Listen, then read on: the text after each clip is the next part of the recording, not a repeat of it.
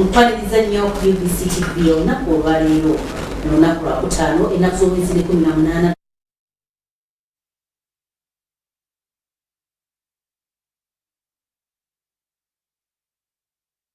Nembasasira ate era nenkulisayo ne baganda baffe abayisiraamu okuva mu kusaala Juma. Sawa ya UBC Leero ngoga kusomera nze Aminah Nabuule Kagimu. Omukulembeze w'eggwanga Yoweri Kaguta Museveni akubiriza abavubuka okubeera n'empisa awamu n'okulowooza naddala ku bibatwala mu maaso bwe babeera nga bakuwangula n'okubeera obulungi mu nsi. Bino Pulezidenti Yoweri Kaguta Museveni abyogeredde ku mukolo gw'eggwanga kweyikuliza olunaku lw'abavubuka giyindidde mu disitulikiti y'e Kabale. Olunaku lw'abavubuka olw'ensi yonna lukuzibwa mu Agusto buli nnaku z'omwezi 12 kyokka Uganda esazeewo okulukuza olunaku olwaleero. Emikolo gino gyetabyeko ebikonge eby'enjawulo okuva mu gavumenti, bannaddiini, abavubuka n'abaana, abakulembeze b'ebitundu ssaako n'abantu ba bulijjo naddala okuva mu kitundu ky'e Kabale awamu n'emiriraano. Pulezidenti Museveni alambuziddwa emidaala gy'aboolesezza ebyamaguzi eby'enjawulo n'asiima obuyiiya n'obutetenkanya bwe boolesezza.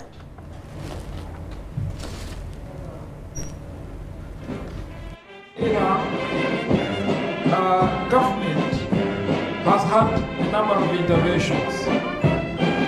According to Uganda Bureau of Statistics, the size of Uganda's economy expanded from 184 trillion in the financial year between 20 to 22 and from 162.7 trillion financial year 2021-22, representing a growth rate of 5.3% in the real terms, from the 4.6% during which was going on during COVID.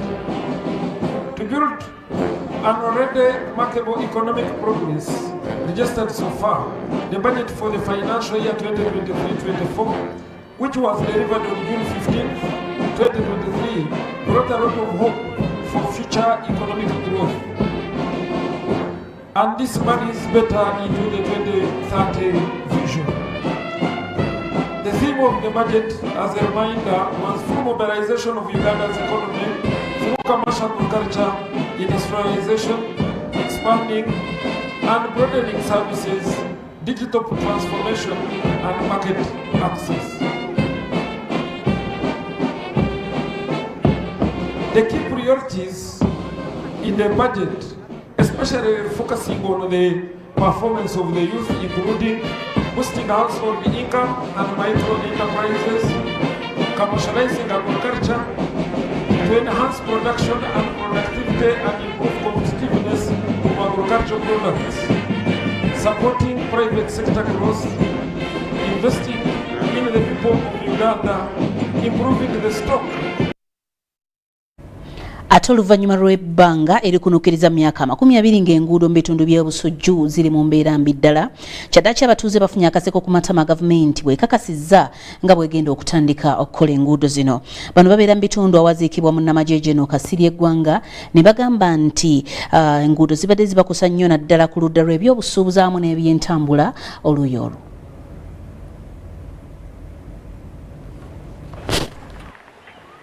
Enguudo ez'omu byalo ezigatta ku nnene zikola kinene nnyo okutumbula ebyenfuna by'eggwanga wamu n'abantu abawangalira mu bitundu ebyo nabwe kityo zirina okulabirirwa buli kaseera. Abatuuze abawangalira mu bitundu eby'omu byalo ebusujju mu disitulikiti y'e Mityana ewaziikibwa munnamagye General Kasirye eggwanga babadde bamaze ebbanga erikununkiriza mu myaka 20 ng'enguudo zaabwe tezikolebwa wabula bafunye akaseko ku matama. Kino kiddiridde abakozesa enguudo ezibadde mu mbeera embi ennyo okuli Kajoji, Buluma, Ntalanda, Kande, Kitongo n'endala ezitandise okukolebwa ne batendereza gavumenti ne disitulikiti y'e Mityana olw'enteekateeka eno. Bategeezezza nti balimi era balunzi wabula olw'enguudo ezibadde embi abasuubuzi babadde babagula bbeeyi eya wansi olw'enguudo ezitayitikamu. Kyamazima tubadde bubi bw'otuukawo mu Kasa ng'oli ku booda awo ng'ovaawo otambuzawo bigere. Tuli bubi nnyo, makubo mituyambe kiwanvu nnyo, tubadde tuli mu kizinga naye mutugogodde katutandise okulabika nti tuli bulungi. Enguudo omutala gwaffe enguudo tulina gwerukabira kugira bye twagala tweyanziza tebayiyo bye bagenda tukolera okuleka oluguudo tuva eno nga tutamidde ne tugwa mu ddenya. Babadde basisinkanye ssentebe wa disitulikiti y'Emityana Mugisha Patrick abadde mu kulambula enguudo ezikolebwa e Busujju n'asaba abatuuze okuzikozesa okwekulaakulanya n'okwongera ku nnyingiza mu maka. Tegereza abantu baffe abawangalya mu byalo eno bonna balimi. Naye kakati abasuubuzi bava mu bibuga ne bajja ne baba mukite kutyoboola ne bajja ne babajolonga olw'embeera y'amakubo ge bayiseemu okujja okunona emmaali mu byalo eno. Ekiro ya kasooli yandibadde ku 4,000 oba ku 2,000 namweza nga mwanja kuwamu 5 olw'embeera y'ekkubo lyempiseemu. Mugisha agambye nti bafuna ensimbi ntono okuva mu gavumenti eya wakati okukola enguudo n'ebirala ebigassa awamu abantu, naye bagezaako okusoosowaza ddala enguudo n'asiima gavumenti olw'ebyuma ebikola enguudo, naye amafuta kukyali kusoomooza. So tuvaako mu office n'ogamba buno katwe tulambuleko tulabe ebiki ebiri mu kukolebwa ku luguudo olwo bituyamba nako n'okuddako mu bantu betumanya complaints abantu balina kwemulugunya ki balina ndowooza ki ku biki ebiri mu kukolebwa. Ndisalongo Kasibante e Busujju mu disitulikiti y'Emityana. Webale nnyo munnaffe Salongo Kasibante. Y'omuduumizi w'eggye ly'eggwanga ery'okuttaka Lieutenant General Kayanja Muhanga atendereza nnyo omulimu ogukoleddwa eggye ly'eggwanga erya Uganda People's Defence Forces nga bali wamu n'eggye ly'eggwanga erya Congo erya FADC mu kulwanyisa abampembe ab'ekiwayi kya Allied Democratic Forces abaludde nga baliisa bannansi b'eggwanga erya Congo akakanja. Muhanga nga ali wamu n'omuduumizi w'ekikwekweto kya Shujja bali mu kutalaaga ebitundu omuli amagye ga UPDF awamu n'okubuuza bannansi mu ggwanga erya Congo abakomawo okuva mu nkambi naddala ez'ababundabunda. Giweze emyezi 2 bukyajje lya UPDF ne FARDC batandika bikwekweto bya Sujja munda mu bukiikakkono bw'eggwanga erya Democratic Republic ya Congo. Bannansi ba Congo bakomye mu maka gaabwe n'emirimu gitambula kinnawadda. Tunaanza kusingia sibaze tulikuwa kanaanguka kukimbia na ubili usiku ndani ya vipotopoto utaanguka na muziko, basi Mungu ndio atakutosa pale. Kwetu kama raia Sheferia Watalinga ni kushukuru kwani. Sasa wakati amani inakuwa kunakuwa mambo ya maendeleo. Amagye ga UPDF ne FARDC gakyasimbye amakanda buli wasubira omulabe okutuusa nga basiga ku ludda abayekera bonna we bali. Makosa yamefanyika, msisirike ati wanajeshi wanatuangamiza. Mtuambie tu. Tutajua namna ya kuhandle, tutajua namna ya kuteketeza, ya kutatiza. Tunaelewana? Mmesikia vizuri? Kwagia hao washenzi tukawaondoa kwa kambi zao hizi zote za Lose, tukawaondoa kwa kambi ya Yua, Tondoli, Abia, mpaka tukavuka barabara ambayo inatoka Uganda ile inakuja Mboga. Bakamanda b'amagye gano abamadala ag'enjawulo batunuza bukambwe era bamalirivu okutuukiriza ebigendererwa eby'ekikwekweto kya Sujja munda mu ggwanga erya Congo. Abantu nga amasomero gaagala dda, abantu baali tebalima badda mu camps, abalala badduka ne bagenda mu Uganda ng'embeera yali mbi nnyo. Abalala baali bangi nnyo across mu Uganda mwabalaba bwe mwajja eno nga tuyingira. Naye embeera eriwo kati abantu bazeeyo mu maka gaabwe balima basobola okufuna ekyokulya. Churches zagulwawo, amasomero gagulwawo, health centers bazigulawo, amakubo gakolebwa. Wabula tekinnamanyika ddi lwe basuubira okukomekereza olutalo luno mu kulwanyisa abampembe aba ADF okuleetawo emirembe gya nnamaddala mu bitundu omuli Kamango, Mukakati, Karuhamba, Museya n'ebirala. Okawano wansi mu North Kivu mu areas za Mutwanga, Mwenda, Mukakati olabira ddala awo olutalo lwe lwatandikira. Awo nawo amaanyi ga ADF gakendera nnyo ng'olabira ddala tebalina kye bakola. Okay, oluusi bajja ne babba mmere katulabira ddala bo bali ku mmere gye baagala, ku mmere egyo okubabeezawo. Naye ekyo nakyo tubalemesezerwa kuba kati amagye gaffe aga UPDF agali e Congo wamu n'amagye ga Congo gakola operation zino musana n'ekiro. wakati w'omwaka ogwa 2022 n'okutuuka olunaku olwaleero emmundu ezisukka 200 amasasi radio z'ekinnamagye ez'empuliziganya ne kalundu omulala akozesebwa mu lutalo bijjiddwa ku bayeekera ba ADF mu bitundu omuli Irumu, Ituri ne mu bukiikakkono bwa Kivu. Nze Haruna Muteesasira munda mu ggwanga erya Congo. Webale nnyo Haruna Muteesasira. B'abalimi b'enva n'ebibala mu ggombolola ya Iyoluwa kiri mu disitulikiti y'e Tororo nabo bafunye okutendekebwa ku nnima ey'omulembe eyongera amagoba awamu n'omutindo ku mulimu gwabwe ng'essira liteekeddwa ku bika by'ebirime naddala ebyo ebikula amangu. Gavumenti ya Budaaki yevujjirira okutendekebwa kuno ng'eyita mu kampuni yaayo eyitiddwa mu Lungereza Sinjeta International bakwataganye ne bannaabwe aba Technoserve Business Solutions to Poverty. The science is here. We are done. Thank you. Waddenga bannayuganda bangi bettanira okulima enva n'ebibala okutunda n'okufunamu ejjamba wesanga oluusi amagoba gaabwe ebitundu 4 gafiira mu butamanya ngeri nnungi yakutegekamu obulimiro obuyite nassale obwaluza ensigo ate nga kye kisookerwako. Kale nno mu kaweefube okuyamba abalimi bano okufuna mu maanyi gaabwe bo abalimi bo mu Lukagwe Ojulayi mu ggombolola y'e Irolwa mu disitulikiti y'e Tororo basomeseddwa ku bukodyo obupya obwongera omutindo wamu n'amagoba mu mulimo gwabwe basobole okufunamu akawera.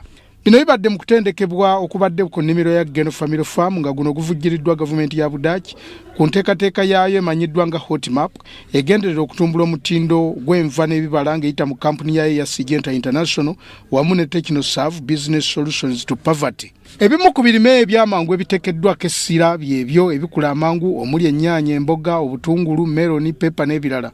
Tiimu y'abasomesa abakulembeddwa mu Pasco Kahesi okuva mu Sinjeta abannyonnyola ku biri mu nteekateeka eno. Inesente bajje tukwatagane naffe mu project yaffe ya Sinjeta Hotmap tubayigirize engeri gye mukola ki gye basimbulizamu ensigo mu ngeri ennungi naddala ensigo ennungi basobole okufuna amakungula amalungi. Twagala okwongerako amakungula g'abalimi bafunemu mu bungi ate nga agali ku mutindo agatali contaminated ne pests. The roots of a plant do not develop very well to absorb the nutrient. Though the nutrient is in the soil, but the roots have not developed to absorb the nutrient. It means that the plant will still lack the nutrient. Kula abalimi Ezekiel Sioga manager wa Geno Family Farm awadde abalimi amagezi okuteeka amagezi gano mu nkola naawe ekyokulabirako ky'ennyaanya ekika kya Aliston kyeyayogeddeko ng'ekigumira endwadde n'embeera y'obudde. Okulima ennyaanya waliwo amagoba bw'olima kati nga wane ng'oggyeko Tororo enteekateeka ya Hotmap etambuzibwa mu bitundu by'eggwanga ebiwerako omuli Buganda, Teso, Busoga, Bugiswa, Nkola, Kyoli n'awalala. Edward Colin Juko ne Tororo mu buvanjuba bwa Uganda. Webale nnyo Edward Colin Juko. Ate yo omusirikale wa police ASP Gilbert Alinaito Bwana Kyaddaaki ayimbuddwa kakalu ka kooti eya Buganda Road ayimbuddwa kakalu ka bukadde bwa siringisi 2 ez'obuliwo.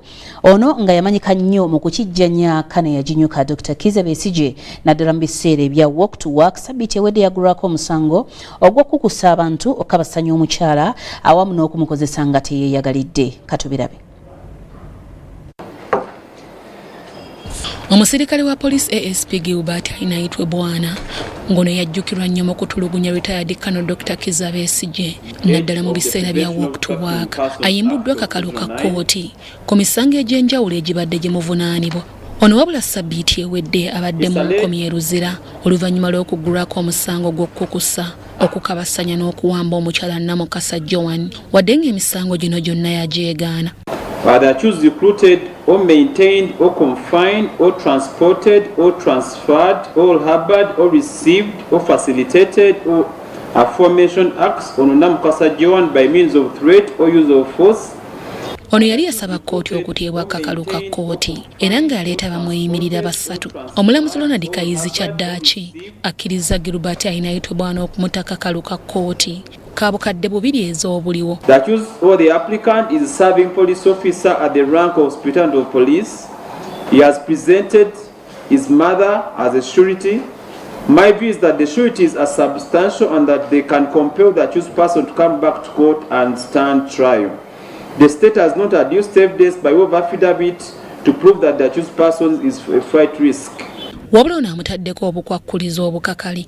I'm convinced that as a serving police officer at the rank of detectives SPs, the accused person will come back to court and stand trial, and therefore release the accused person bail on the following conditions: is deposit his passport in court. 3. The accused the sureties shall each execute a bond of 10 million, not cash. Kkooti yakuddamu okutuulanga ennaku z'omwezi 7 omwezi ogujja. Inse Namamonde Deborah akusakidde bino. Webale nnyo munnaffe Namamonde Deborah. B'abantu abasukka mu 8 kuva mu ggombola y'e Katabi mu disitulikiti y'e Wakiso ku byalo eby'enjawulo okuli Kitubulu, Kabaale ne Kitinda baweereddwa obujjanjabi obw'obwereere mu lusiisira lw'ebyobulamu lukulungudde enzingu 2 lubadde luyindira ku TGR Community Health Center eneesangibwa Kitubulu. Okusinziira ku Harima Adams, senkulu wa TGR Community Health Center, ekigendererwa ky'olusiisira luno kwe kutuusa obujjanjabi naddala ku bantu aba bulijjo n'akubiriza bannayuganda okutwala ensonga ey'okwekebeza ng'ekyomuwendo kibayambeko okwanguyirwa endwadde ezimu ezisoboka zibe nga bazanguyira kubanga ezimu zibeera zijjanjabika. Sula Kagugube ye munnamawulire waffe mu municipality ey'Entebbe. Abatuuze mu ggombola y'e Katabi bajjumbidde okwekebeza endwadde ez'enjawulo omuli endwadde z'amaaso, kookolo, akawuka akaleeta mukenenya ne baweebwa n'eddagala ery'obwereere. Kino kikulaga obwetaavu obubaddewo mu bantu nga n'abamulo bakizudde nti bulijjo endwadde nga puleesa ne ssukaali bibasenkenya tebakimanyi. Tugezaako okulaba nga tuscreeninga bano abantu ne takinga blood pressure byabwe, weight, temperature n'ebirala bwe bamala ne balaba abasawo ab'enjawulo. Harima Adamu nga yesenkulu wa TGR Community Health Center abawomya omutwe mu nteekateeka eno agamba buno obumu ku buvunaanyizibwa bwabwe obwa buli mwaka okulaba nga bafaayo ku bulamu bw'abantu ababeetoolodde. Ate n'ekirala kiyamba abantu okumanya nti kubanga during camps kola ne health education ne tubasomesa ebintu eby'enjawulo, endiisa, obuyonjo, engeri y'okwerabirira mu mbeera yonna. Kati bwe bajjawo ne bafuna information eyo ebayamba okuddayo waka ne bakyusa mu mbeera yaabwe ey'obulamu ey'obulijjo. Olusiisira lw'ebyobulamu luno luwomeddwamu omutwe aba TGR Community Health Center nga bakolaganira wamu ne Katabi Health Center 3 saako amalwaliro g'obwannakyewa amalala. And we are grateful to the people who have helped us in this. We've been helped by people from IU, that is the Islamic University. We've been helped by the Ministry of Health, that is Katabi Health Center 3. Bano kati baagala gavumenti erowooze ne ku ky'okukwasizaako amalwaliro g'obwannakyewa naddala ago ageewaayo okussa ku mwanja ebyobulamu by'abannansi. Tusinga okwagala support from the government kusupportinga lino eddwaliro lino. Kuba olaba eddwaliro eriri okumpi okuva wano liri awo e Katabi naye around ku kyalo kino eky'Ekitubulu teririiko ddwaliro lyonna erya gavumenti. Kuba gwasooka banzijanjaba alusa zaagenda nalimu era omugongo ogwo gwadde gwaja ne gukoma. Wano abaganyuddwa mu bujjanjabi buno batendereza abategesi olw'okuvaayo n'enteekateeka ejuna bannansi naddala abo bandyagadde okwekebezanga endwadde ezitali zimu wabula ne balemererwa olw'obufunda bw'ensawo. Nze Sula Kagugube, wano Entebbe. Webale nnyo munnaffe Sula Kagugube awo Entebbe. Yo gavumenti egenda kutandika amakuumiro g'ebisolo amatontono ziyite zizu mu Lungereza mu bitundu by'eggwanga eby'enjawulo n'ekigendererwa eky'okwongera okutumbula ebyobulambuzi mu ggwanga Uganda. Bino bigenda kutandikibwawo mu bibira by'ebibuga eby'enjawulo okuli ekibira ekisangibwa mu Mbale, Mbarara, Gulu awo ne mu disitulikiti y'Ekyenjojo. Ekitongole ky'ebibira mu ggwanga ki National Forest Authority kitadde omukono ku ndagaano n'ekinnakyo ekya Uganda Wildlife Education Center n'ekigendererwa eky'okutumbula ebyobulambuzi mu ggwanga. Mu mbeera eno bano bakutandikawo amakuumiro g'ebisolo agali ku mutendera gwa zoo mu bibira ebisangibwa mu bibuga 4. Endagaano eno egenda tuyamba kulaba nti tubaako ebitundu bya mirundi 4 ebigenda kusomesebwamu abantu nga tuteekako kusomesa bikwatagana by'obutonde n'ebyobulambuzi. Ebifo bino ebyo nga bitunuliddwa mu bitundu kati bye tuyina nga cities. Kino kyakuyamba okukuuma ebibira n'ebisolo, okutumbula ebyobulambuzi mu bitundu, okusikiriza abatuuze okwetanira ebyobulambuzi awamu n'okutonderawo abatuuze emirimu. Ate n'abatuuze abali mu bitundu ebyo bajja kufuna obutale bw'ebyo bye balima. So ffe nga NFA kituwa amaanyi nti ebibira ebyo ebibadde bisoomozeddwa bwe tugenda ne tuteekamu satellite wildlife conservation centers wagenda kweyongera obukuumi bujja kweyongera kugenda waggulu era tulabe nti ebibira ebyo bya mugaso bijja kweyongera omugaso gwabyo ku ggwanga ne ku bantu. Zo zino za kuteekebwa mu bibuga okuli Mbale, Mbarara, Gulu ne Kyenjojo mu mitendera egy'enjawulo. Gavumenti esuubira okusasanya obuwumbi bwa siringi 22 ku buli kifo. Nga zino za kweyambisibwa okuzimba ebifo wanaasulwa abalambuzi, okutambuza ebisolo okubitwala mu zwezo n'ebirala. Ssenkulu w'ekitongole ki Uganda Wildlife Education Center Dr. James Musinguzi akakasizza ng'ensimbi ez'omutendera ogusooka gavumenti bwe yamaze dda okuziwaayo. Kyetaagisa biliyoni ng'obuwumbi 22 naye nga tugenda kutandika n'eziriwo mu bajeti y'omwaka guno. Gavumenti yatuwadde obuwumbi 5 mu obukadde 5.1 billion nga tugenda okutandika nazo. Nga tugenda kutandika n'Embale batuwadde okutandika National Forestry Authority tuwadde eka 6 Gulu Abera Forest Reserve, Mbale, Mbarara ne Kyenjojo Rugombe ng'ogende Fort Portal batuwadde eka 6 okutandika nazo. Naye nga bwe tunaabanga twetaaze ate nga nabo balaba bye tukoleddewo tuyinza okweyongera kubanga ettaka likyaliwo era ebyo kiri open ku nzikiriziganya n'enteesa gye tusobola okuba nga tufuna National Forestry Authority. Ndi Maria Namukose akusakidde bino. Webale nnyo munnaffe Maria Namukose oli ku mawulire aga UBC Leero tuli ku UBC TV Nile Avenue mu Kampala wetusinzira butereevu okutuusaako amawulire. Osobola okutusanga ku kibanja ekya Twitter genda ku kibanja ekyo teekamu amawulire aga UBC Leero genda kuba otootabuliro. Katusooke tuwumulemu katono tukomewo n'amalala tova ku UBC nze Amina. Ensangi zino amaka gaffe tegakyali kifo gye tusula busuzi. Waafuuka ekifo we tukolera enkiiko z'emirimu, we tusomera, we twenywereza mu byokwerinda era we tusanyukira.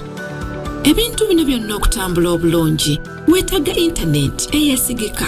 Weefunire router ya MTN Wakanet esobola okuyungako ebyuma 32 ofune bando ya GB 4 ez'obwereere ku mitwalo 14 zokka. Obagula MTN Wakanet MiFi ku mitwalo 7.5 zokka ofune bando ya GB 15 ey'obwereere onyumirwa omutimbagano gwa internet. Genda ku maduuka ga MTN ogule MTN Wakanet MiFi oba router onyumirwa internet ekola ebyewuunyisa.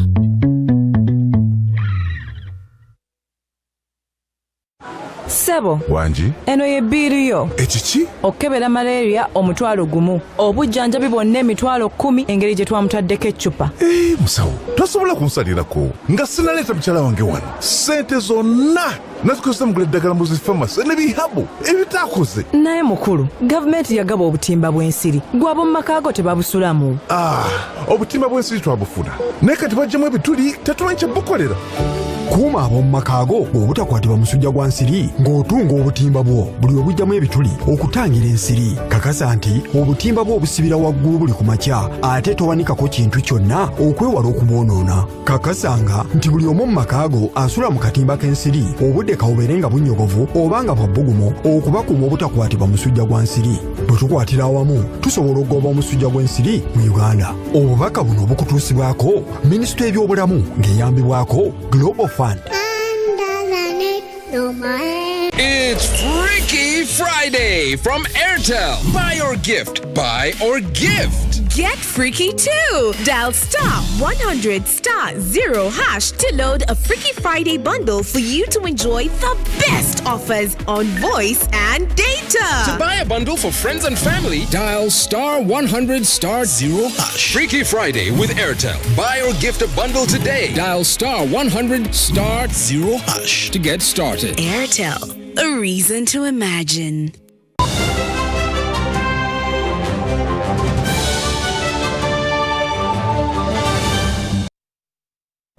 28 ze zakayita ku ssaawa emu ey'akawungezi kwaniriza mu kitundu kyaffe ekyokubiri ne kulisa mu kitundu kyaffe ekisoose oliko mawulire aga UBC Leero.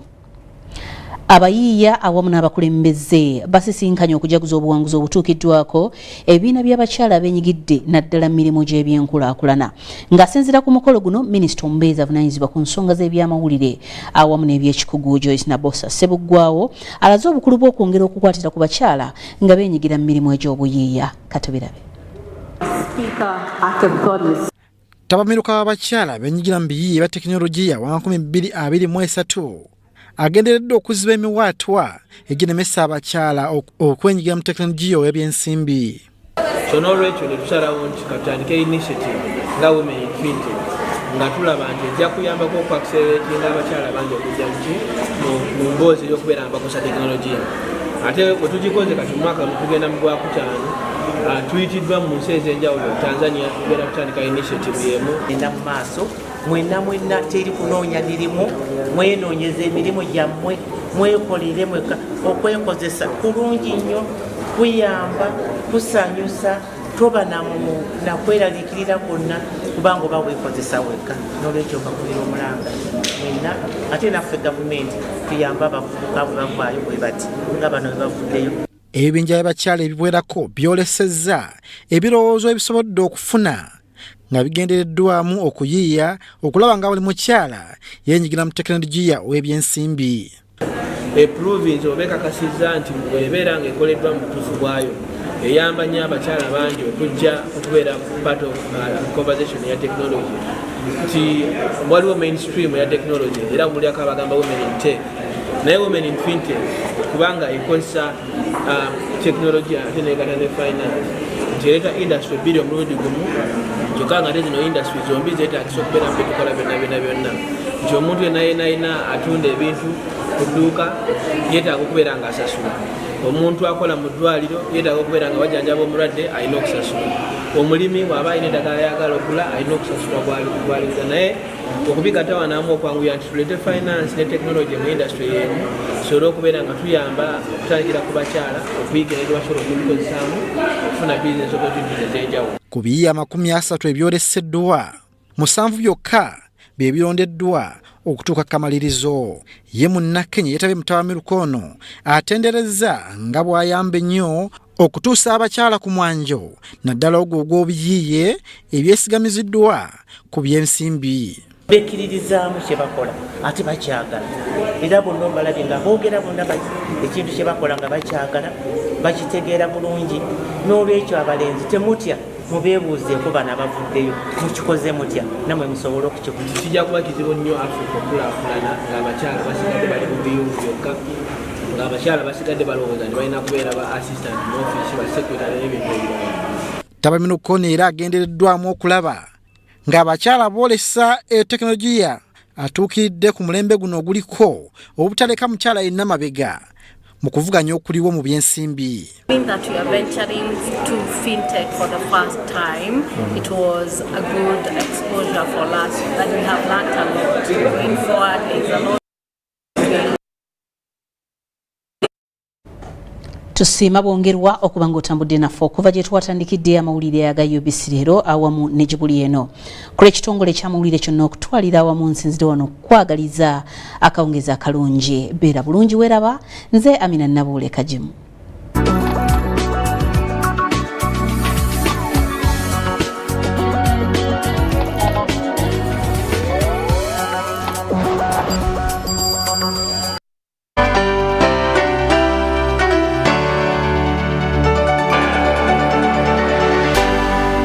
UBC, inspiring Uganda. It's Freaky Friday from Airtel. Buy or gift. Buy or gift. Get freaky too. Dial *100*0# to load a Freaky Friday bundle for you to enjoy the best offers on voice and data. To buy a bundle for friends and family, dial *100*4#. Freaky Friday with Airtel. Buy or gift a bundle today. Dial *100*0# to get started. Airtel, a reason to imagine.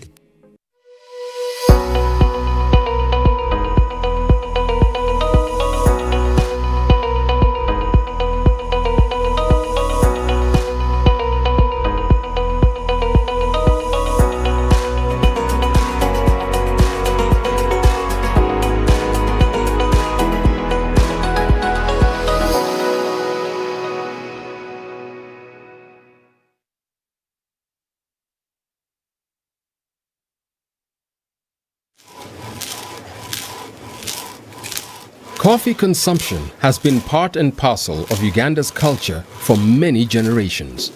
Robusta coffee is specifically an indigenous crop in Uganda, which was first identified in sub-Saharan Africa in the 19th century. Coffee has therefore been consumed in many parts of Uganda, and it embodies many cultural values. The Robusta coffee originates from Uganda, and therefore we can talk about many good attributes about our coffee. We have a wide germplasm where we can do different types of coffees, different flavors and aroma. Although coffee was adopted successfully as a commercial export crop since colonial times, the culture of consuming coffee as a beverage has not been well spread across the country, so as to generate a thriving domestic market for the crop that many Ugandans produce and rely on for income. To earn more money from coffee, Ugandans need to take interest in adding value to the coffee bean. Any action you put in the coffee to earn more money is adding value. But you can add even more value by breaking the beans, by roasting, by packaging. This is the annual Agriculture Expo in Kampala, Harvest Money. Uganda Coffee Development Authority, UCDA, is one of the many exhibitors at the show. In addition to its stall, a UCDA mobile van has found a slot amidst the hustle and bustle of agriculture exhibitors, where coffee is being brewed and served to exhibition goers at no cost. It is a drive to promote a culture of consuming the coffee beverage. UCDA is venturing into new spaces, introducing a new generation of Ugandans to coffee and making it available in high-quality brews to well-seasoned coffee drinkers. We participate in various conferences, exhibitions, events, where we expect to find very many people, high traffic, and we tell them about coffee and we give them a chance to taste Ugandan coffee. Elizabeth Natukunda has taken a break from attending to customers at her stall to replenish her energy with a cup of coffee. I find this coffee very, very pleasant. The aroma just attracts you from afar, and it's more interesting to know that it is grown up here in Uganda. Mobile coffee brewing is bringing good coffee to Ugandans who would otherwise not get the experience and appreciate the drink. It is anticipated to expand the market for the most consumed brewed beverage globally. An estimated 2.25 billion cups of coffee are consumed daily worldwide. Ugandans are now getting a chance to rediscover their coffee heritage and explore new ways of integrating coffee consumption into their lives. So Ugandans are used to instant products and they actually think instant coffee is the best coffee. But we're trying to show them here, what we are doing here is showing the whole chain. We're trying to show you how you can get coffee from a seed to a cup. So we're demonstrating roasting and we're showing them this is how you turn green coffee to a roasted product. This is how you grind it. This is how you brew it. You don't have to have all those expensive machines to brew coffee. You can brew it at home, in your cup, in a jug, in a sieve, and all those other brewing technologies we are showcasing here. Although over 90% of global coffee production takes place in developing countries, most of the market for the global commodity is found in a few industrialized countries. 95% of all coffee produced in Uganda is exported, with only 5% being consumed locally. Currently, the information we capture from the earnings is mainly from exports. And we have seen exports volume increasing from 3.5 million bags to 6.3 million bags. And with those, we have seen exports revenues moving from around 450 million US dollars to 862 million US dollars by the end of last financial year. That's not enough of the earnings because we have potential to earn up to 1.5 billion US dollars. And therefore our target of earnings from export of green beans alone is 1.5 billion US dollars by 2030. But coffee is also benefiting many people. About 2 million Ugandans are involved, households are involved in production. But overall, about 12.5 million Ugandans earn from coffee in one way or the other. While the figures of coffee export continue on this upward trend, it is still crucial that the local market for coffee is explored and developed through promotion of domestic coffee consumption. When Ugandans drink the coffee, the farmers will be able to gain a reliable source of income, because the markets that we export to sometimes change. Sometimes they can also get alternative sources of coffee. But when we are sure that there is market in the country, the farmer is assured of an income and will be able to add value, so we will be getting higher prices for the coffee. Not only that, it's very good to sell what you consume. So when you consume, you will be able to understand what is required to get good quality coffee. This is also a sector that has great potential to create jobs for the youth.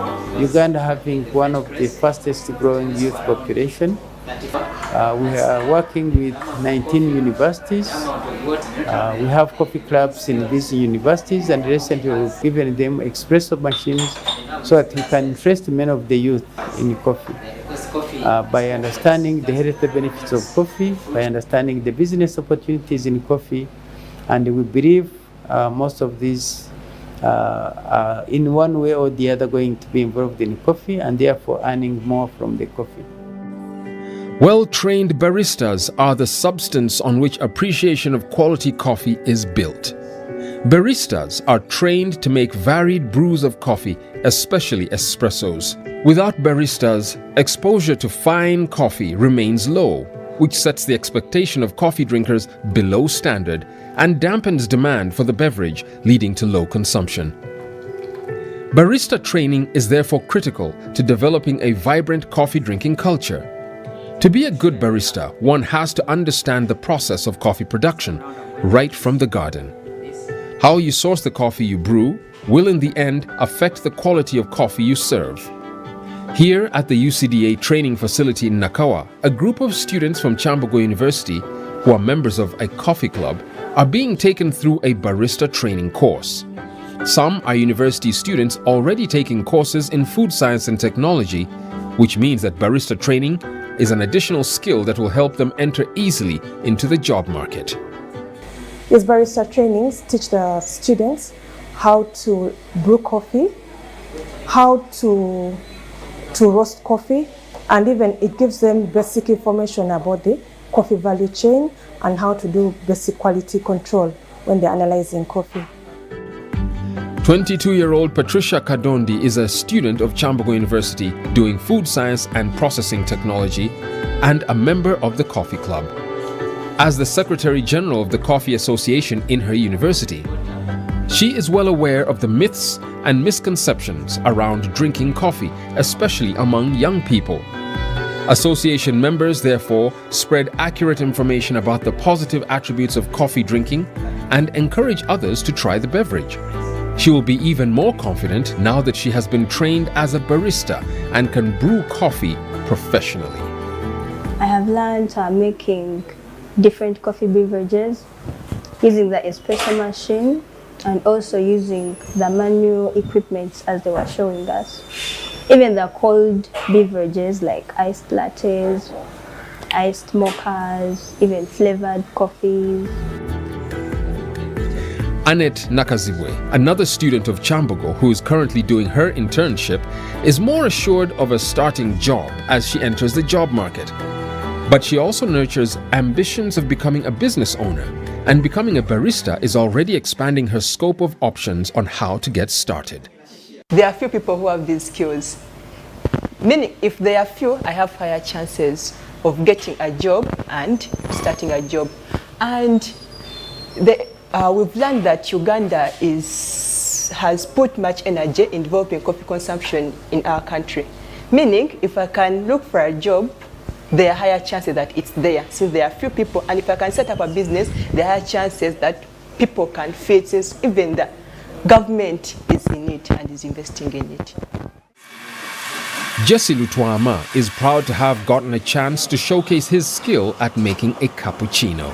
So today we've been doing the brewing session, and I got a chance to show to you people what we've been learning, and I made a cappuccino, which is basically espresso plus the steamed milk, and the froth has to be more than the milk for it to qualify as a quality cappuccino.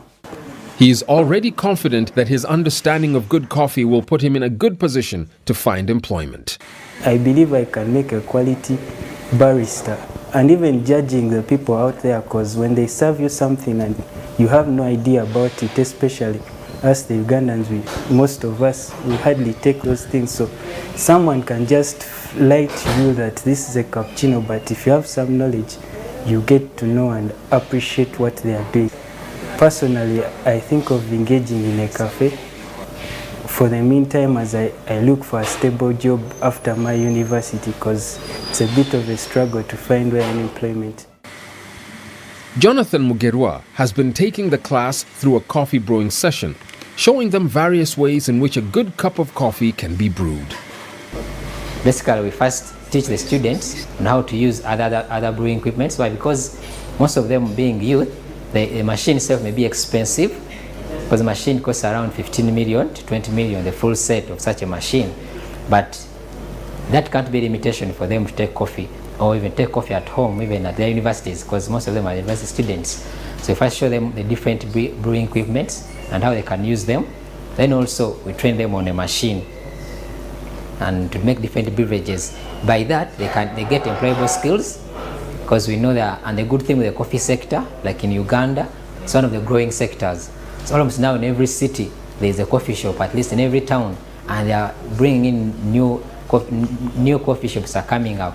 So we train them and we equip them with such skills. Many of the youth trained here are easily absorbed into the sector.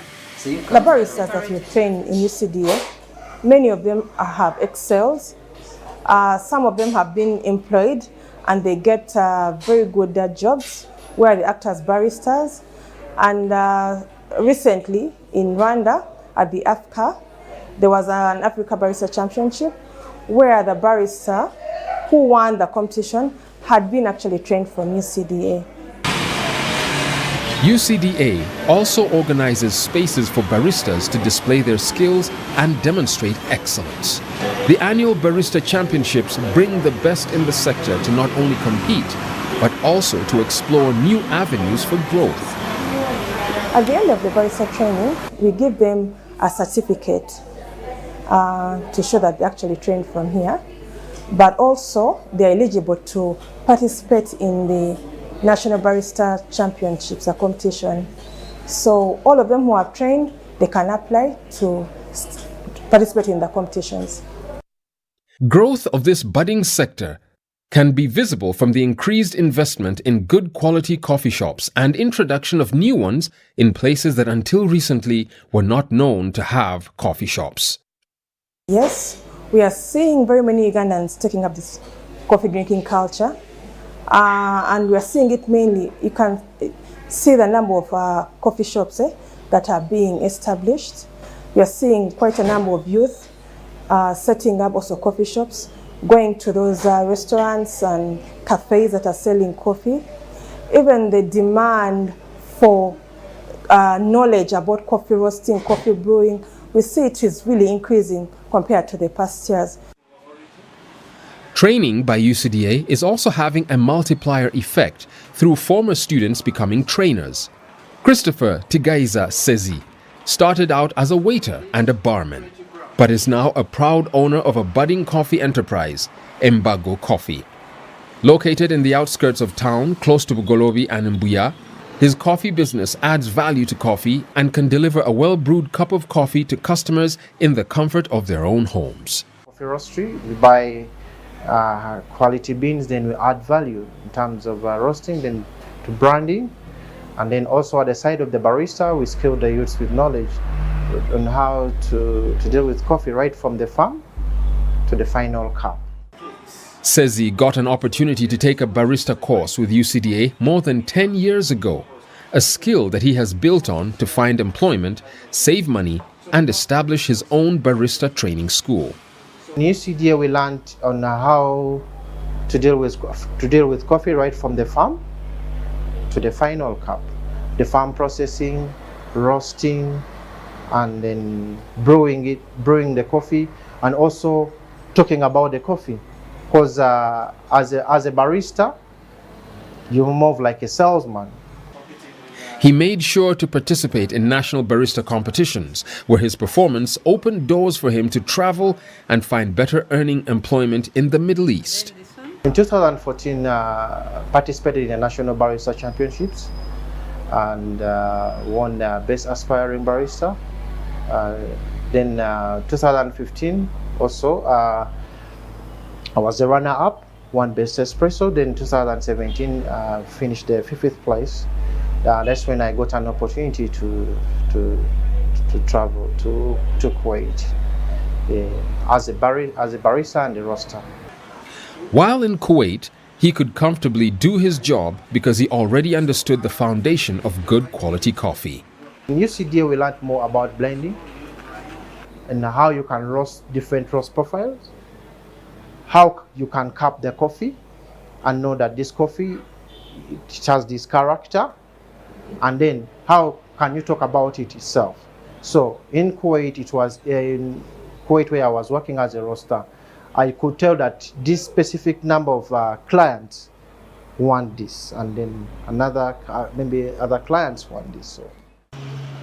Since he always had a dream of starting a coffee business back in Uganda, he now had an opportunity to save money. At least I saved some good money, which can buy some equipment. So when I came back, the saving we had also with other team, we combined it, and then we got some coffee equipment, the espresso machines, and then grinders, and then few brewing equipment for startup. Sezi teamed up with colleagues and was able to open a coffee value addition business, which incorporates a barista training school. Currently, we are teaching basic barista skills. It's like more of an introduction to coffee, understanding equipment, and then brewing coffee itself, different kinds of beverages.